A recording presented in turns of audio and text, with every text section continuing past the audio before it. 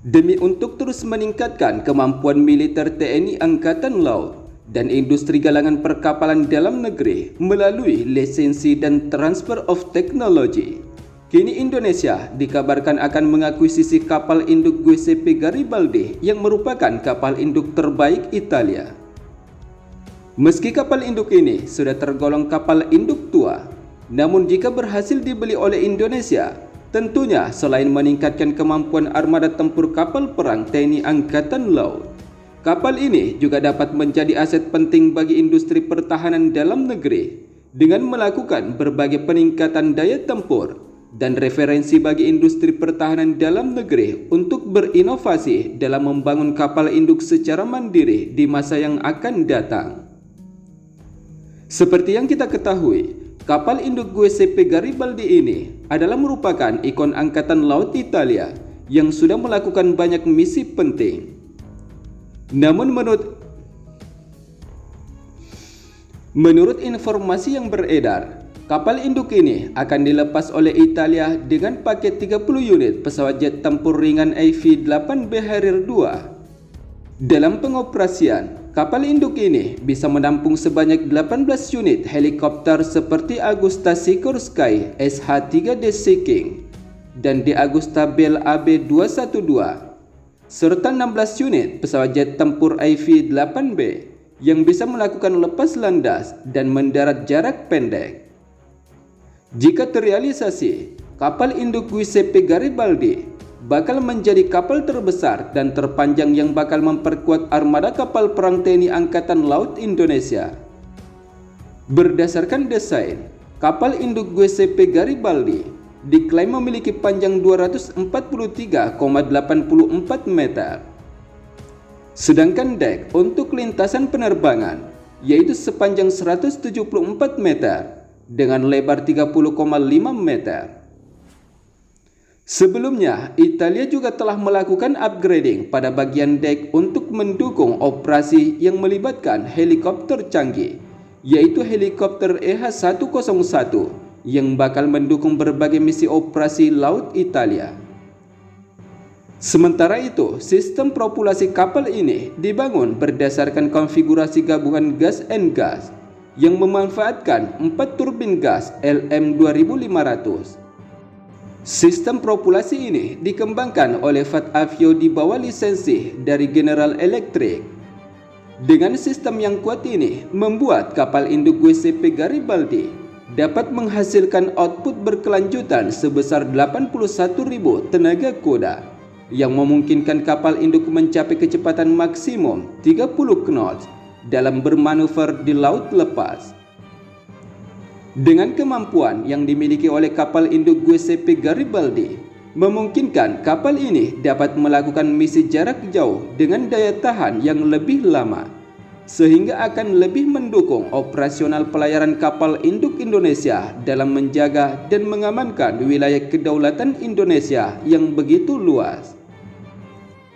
Sementara itu, rencana pembelian kapal induk beserta pesawat jet tempur Angkatan Laut Italia oleh Indonesia ini tampak kian nyata pasca kapal induk Angkatan Laut Italia akan purna tugas. Tahapan ini adalah merupakan langkah terakhir sebelum kapal tersebut secara resmi dihapus dari daftar armada aktif Angkatan Laut Italia atau mengakhiri tugas terhormatnya dalam pertahanan nasional dan operasional internasional. Sebelumnya sempat ada usulan kapal induk ini akan dimuseumkan karena menjadi ikon Angkatan Laut Italia dan memiliki sejarah yang membanggakan bagi warga Italia. Namun tiba-tiba Indonesia tertarik untuk mengakuisisinya dan bahkan perundingan transaksi antara kedua negara mulai terjalin. Menurut media pertahanan internasional Janus, Italia akan melepas kapal induk Giuseppe Garibaldi sepaket dengan pesawat jet tempur 30 AV-8B Harrier II. Pesawat tempur ringan ini dapat mendukung dalam menjalankan berbagai misi, sebab pesawat tersebut bisa lepas landas dan mendarat di landasan sempit dan terintegrasi dalam kapal induk Giuseppe Garibaldi. Pelepasan kapal induk beserta 30 unit pesawat jet tempur IV-8B Harrier II ini dilakukan karena Italia memang tengah berencana mengganti IV-8B Harrier II dengan pesawat jet tempur F-35B yang memiliki kemampuan stopal untuk diintegrasikan dengan kapal induk mereka. Pesawat IV-8B Harrier II adalah merupakan pesawat jet tempur buatan MC Donald Douglas. Korps Marinir Amerika Serikat atau USMC juga menggunakan pesawat tempur jenis ini sebanyak 62 unit, namun akan dipensiunkan pada tahun 2027 mendatang. Sementara di sisi lain, rencana penjualan kapal induk Giuseppe Garibaldi untuk Indonesia ini kemungkinan besar akan segera terwujud, sebab Indonesia dan Italia memang tengah menjalin kerjasama pertahanan sejak lama, khususnya di bidang industri perkapalan.